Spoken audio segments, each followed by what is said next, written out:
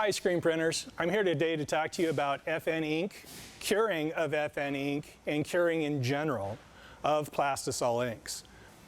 So FNINK cures at 260 degrees.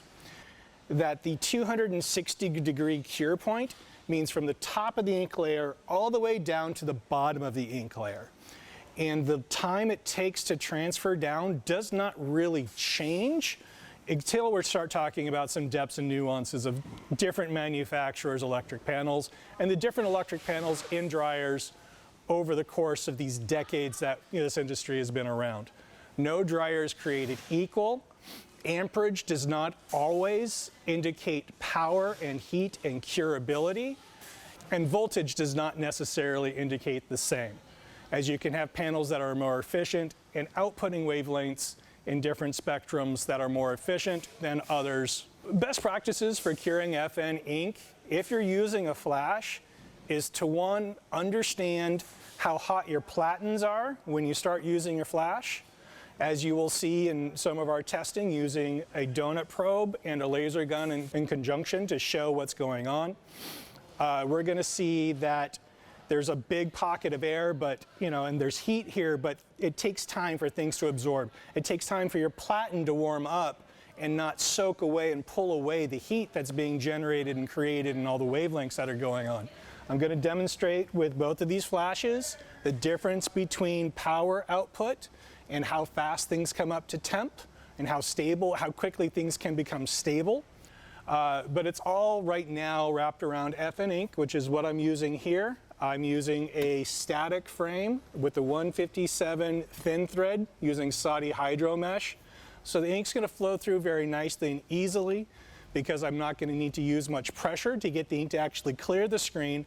I'm going to have a clean deposit on top of the shirt, and I can create a thicker deposit, but it should still even out to about the same ink thickness that you guys are using standard mesh. This just happens to be what I have on here. And as most of you know, I happen to be a fan of thin thread. So I'm just going to do a simple flood print.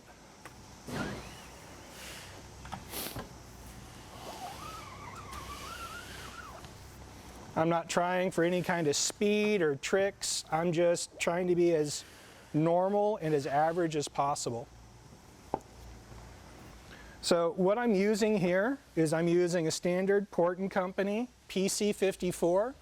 Nothing special, no massive amount of fabric mass like you get from a ring spun garment. We're not using any tricks. This is just a standard cotton shirt that you buy everywhere. Guild, G5000, PC54, very average, very workplace oriented. So one of the things I want to show you is the average temperature that a Platen can get to.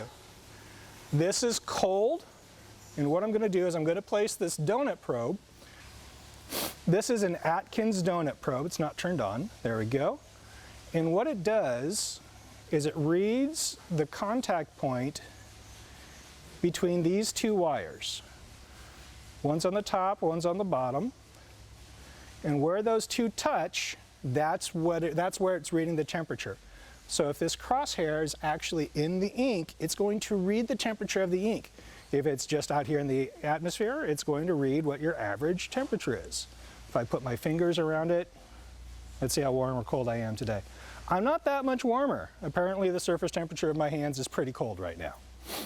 So I'm going to put this on a cold platen.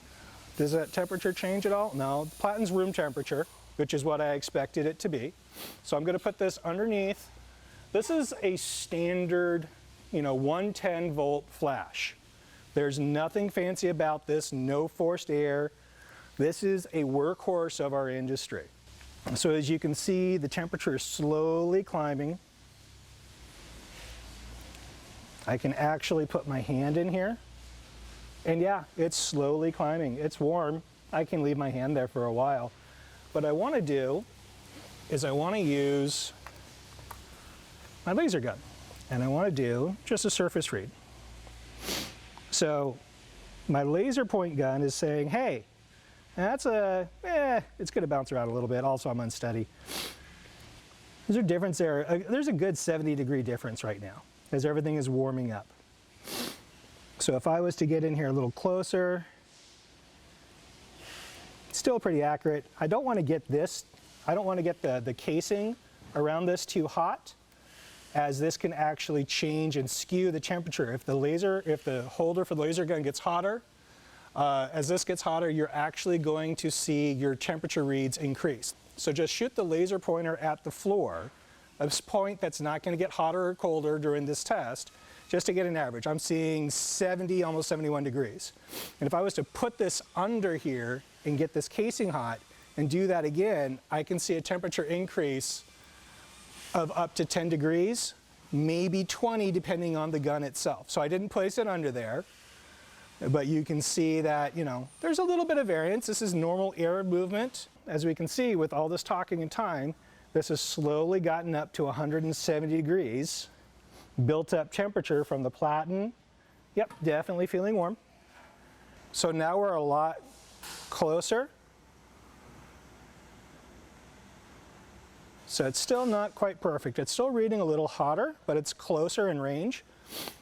One of the reasons why you have such a high discrepancy is that this uses a reflective reading, where this is actually more like a point of contact. So reflective is always going to be a little bit higher, where this is a truer reading with the donut crosshairs. When it comes to flashing and curing your garment, one of the things to really pay attention to is the fabric content of the garment you're using. We're using Port & Company, the PC54, it's 100% cotton. And one of the things that is really important as a factor in what you're doing is understanding that cotton can absorb moisture. During the flash, during any kind of heat, that water is going to evaporate, and that water is going to cool down the space that it's in until the water is completely gone. A lot of you have heard talk about how water-based inks function in this regard when it comes to cure.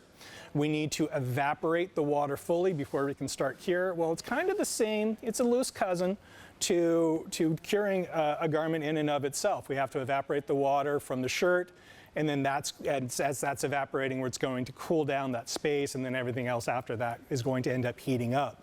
So understanding your shirt is a factor when it comes to actually how cure works, how heat transfer works, all the rest of that stuff. Other things to look at when you are curing or flashing on the press is how long your platens hold and absorb heat.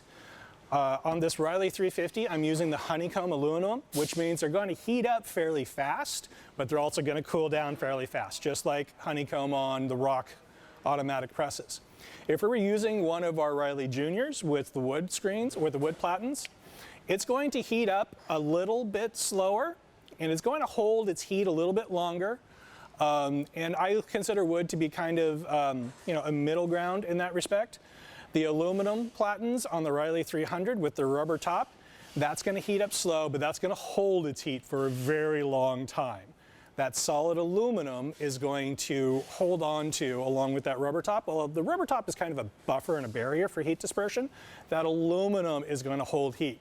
So it's going to take a little bit to climb up to heat, but then it's going to hold that heat really, really well, which makes getting to cure or getting to flash much simpler than doing that on a wood platen. And you know, it's just different than when you start to deal with honeycomb. So one of the other variables in a print shop that we need to pay attention to is how hot or cold it is. We all know that on hot days, the machines run smoother and faster because the inks get up to temperature faster. The garments are warm, the garments aren't going to slow down the flash. But when it's cold, and upstairs on our mezzanine, we're at 60 degrees right now, so everything in our environment is about 60, 62, 63 degrees. It's going to take a little bit longer to heat the shirt up in order to flash. It's going to take longer to heat inks up if they're cold. So all of this is going to slow down what you're doing. Everything that I'm laying out here are all variables that have an impact on setting up best practices within your shop, so that from beginning to end, you do not hit a snag, you don't have an issue, you understand what's going on in each step of the process in your shop. So we just talked about best practices within your shop and the things that you want to pay attention to and look for. After you've done all of that, after you've cured your garment, whether it's under a flash or through a conveyor dryer, now we need to actually double check and confirm, solid proof confirm, that all your testing and all your temperature testing has actually resulted in a fully cured ink layer. The only way to do that is to take your garment home, put it in your washer, and do 3 wash-dry cycles, minimum of 3. But after the first one, you're going to see whether or not any initial breakdown is happening of the garment, or I'm sorry, of the ink. And you're going to notice that in the big ink areas first. You're going to notice in the bigger, heavier coverage areas, because those are going to be the last to absorb and get to full temperature, full cure. At the second wash, you're going to see a little bit more, a little bit less, and by the third wash, you're going to have definitive proof of whether or not your ink layer is fully fused and fully cured all the way down to the bottom of the ink layer.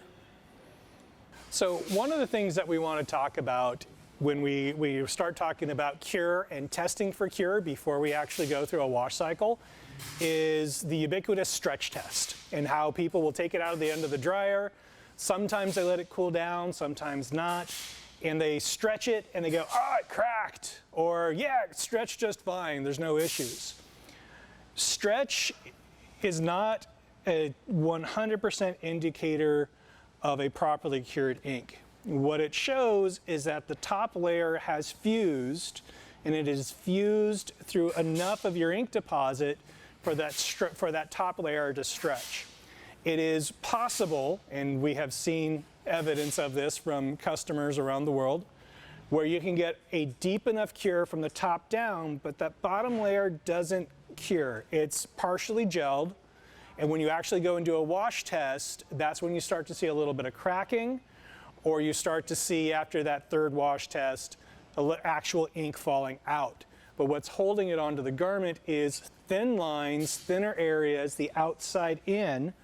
Basically, as we're showing it here, all these little pieces can reach cure before these bigger areas here will actually reach cure. So all these little bits, as we hear the grinding of metal in the background, all these little bits are going to reach cure far longer before than these, or far early, sorry, than these bigger pieces here, which is going to make testing the smaller areas versus the bigger areas much more important. You always want to find the biggest area to do your testing on. It's also going to, be more difficult to determine whether or not it's fully cured, where only some of your area washes out or doesn't stretch. What's going on? So what I'm going to show is how you really want to go about doing a stretch test. This isn't about just pulling as hard as you can. This is about giving it a little tug, and we're looking to see if the ink layer maintains, if it keeps its pliability and stretchability, if we see any, issues with the ink layer. And this one on the surface looks like it's doing just fine and dandy. I'm just going to move over to the other side. This is all cured the same, but just to go on another side that was not stretched very hard, and I'm going to pull really hard. I've distorted that pretty good. If you look at them between the two, you can see I've distorted that side by pulling on it so hard. That's where my knuckles were when I was gripping. So, and there's some distortion of the fine lines in that area. So as far as I can tell, I would say, oh, there we go. Found a little bit of splitting, but I had to really reef on it. So that's ink layer splitting. That is not the cracking that you're going to see from under cure. This is where the ink layer is thin and the ink layer doesn't have a whole lot of support. You'll see that these are in the thinner areas following the same direction as the weave of the garment. So while this is certainly disconcerting to see from a customer perspective, this happened because of extreme stretching on the garment, which your customer shouldn't be doing and complaining about. Same section, other side, didn't pull as hard.